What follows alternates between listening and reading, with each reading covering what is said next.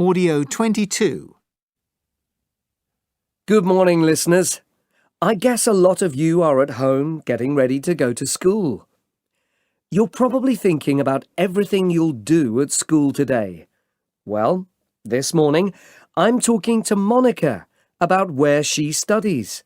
And she doesn't have to leave the house. Monica, welcome to the program. Hi. So tell our listeners, why don't you need to leave your house to go to school? Okay, I have homeschooling. That means that my mum and dad teach me at home. Wow, so you never leave the house? No, not exactly. Of course I leave the house when we do sports or we visit museums and things like that. And I sometimes go to the library in town.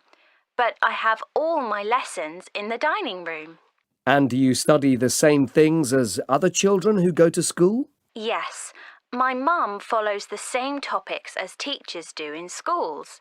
Every term, someone from the local secondary school visits us and checks that Mum is teaching me the same things. So the big question is why?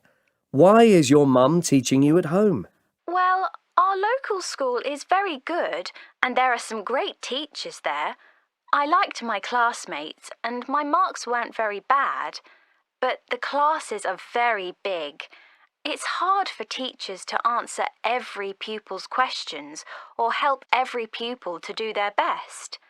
My mum was a secondary school teacher too, so she and Dad decided to homeschool me, and then they could make sure I learned as much as possible. And do you like it? Yes, I do, most of the time. Mum is very strict, and we have a timetable for every day. Sometimes I'd like to stay in bed, but I can't.